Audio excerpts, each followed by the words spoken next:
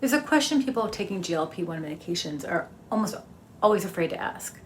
What actually happens when you stop taking them? Because if the answer is the weight comes back, then the real question becomes, what actually changed while you were on them? I was listening to this doctor talk about it recently, and she said something that made the whole conversation click for me.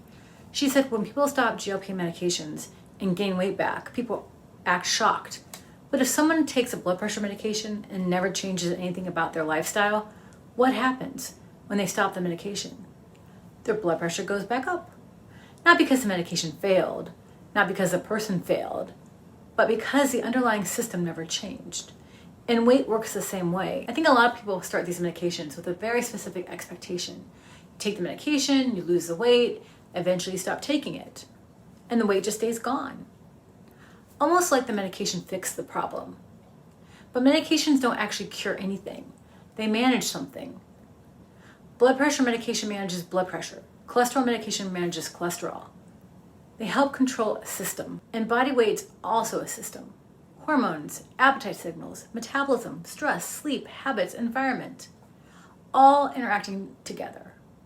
So the idea that a medication temporarily changes that system and then everything stays permanently fixed after stopping it, that's not how biology works. But the more interesting question isn't just whether weight comes back. The real question is what actually changed while you were on the medication. Because something strange happens when the food noise quiets down. For people who struggled with weight for years, food is rarely just about hunger.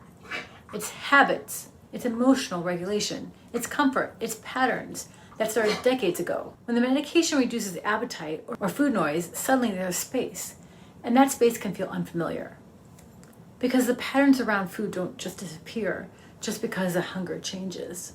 The habits are still there, the environment is still there, the wiring is still there. Now, when people hear lifestyle changes, they usually interpret that as eat less, exercise more. But I think it's deeper than that. I think it's about understanding what actually drives the behavior. Is it stress, routine, emotional coping, environment? Because if none of those things change, then removing the medication later means the system that created the problem is still exactly the same. And that's not a failure, that's physiology. For me, this is why I try to look at this journey a little differently. Yes, weight loss matters, but the bigger question is, what is actually changing in the system? Am I learning anything about how my body works? Am I noticing patterns I didn't see before? Am I changing habits that used to run automatically? Because if nothing changes, nothing changes. If nothing changes, except for the number on the scale, then the medication was doing all the work. The conversation around GLP-1 medications gets very polarized. Some people treat them like a miracle, others act like they're cheating. But I think the reality is more complicated than either of those extremes. They're a tool, a powerful one, but tools don't replace understanding your body. For me, that's really what this whole journey is about.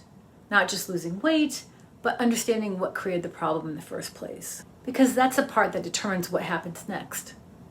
Until next time.